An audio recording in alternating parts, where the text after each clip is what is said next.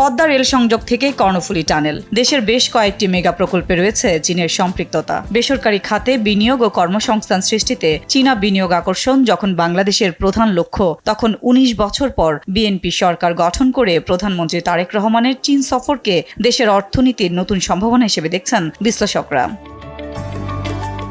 প্রধানমন্ত্রীর এই সফরে বিনিয়োগ, বাণিজ্য, শিল্পায়ন, কৃষি, প্রযুক্তি ও অবকাঠামো খাতে সহযোগিতা বাড়ানোর বিষয়ে আলোচনা হয়েছে। বিশেষজ্ঞরা বলছেন, বাংলাদেশে চীনা বিনিয়োগ বাড়ালে কর্মসংস্থান সৃষ্টির পাশাপাশি শিল্প খাত আরও শক্তিশালী হবে, সেই সঙ্গে রপ্তানির নতুন সুযোগ তৈরি হবে।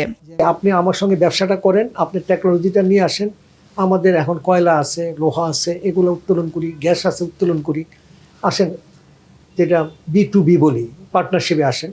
আমাদের ধরেন আপনারও ইনকাম হলো, আমাদের ইনকাম হলো, আমাদের অর্থনীতি চাঙ্গা হলো। তবে তার মতে শুধু চুক্তি বা প্রতিশ্রুতি নয়, বিনিয়োগ বাস্তবায়নের জন্য ব্যবসা বান্ধব পরিবেশ নিশ্চিত করাও জরুরি। আমাদের দেখেন এখন কিন্তু জ্বালানি, যে গ্যাস বা বিদ্যুৎ, এগুলো কিন্তু পর্যাপ্ত পরিমাণে নাই। এটার অভাবে অনেক আমাদের মিল ফ্যাক্টরি কিন্তু বন্ধ হয়ে আছে। এরকম কোনো জিনিস দায়িত্ব নেওয়া যাবে না যেটা আমি পারবো না। আমি যদি বলি যে ঠিক আছে আপনারা আসেন, আমি আপনি বিদ্যুৎ দিব, এটা ভুল হবে, কারণ আমার এখন বিদ্যুৎ শর্টেজ। বিশেষজ্ঞরা বলছেন, বৈশ্বিক অর্থনৈতিক অনিশ্চয়তার এই সময়ে বিদেশি বিনিয়োগ আকর্ষণে প্রকল্প বাস্তবায়নের সক্ষমতার দিকেও সমান গুরুত্ব দিতে হবে।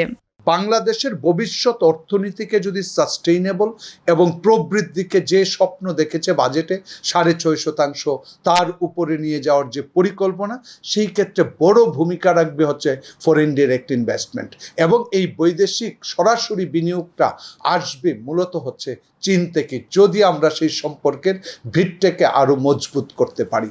তাদের মতে প্রধানমন্ত্রীর এই সফরকে ঘিরে অর্থনীতি ও বাণিজ্যে নতুন সম্ভাবনা কতটা বাস্তবে রূপ নেবে তা নির্ভর করবে চুক্তিগুলোর দ্রুত বাস্তবায়ন, বিনিয়োগ বান্ধব পরিবেশ এবং সরকারের কার্যকর পদক্ষেপের উপর।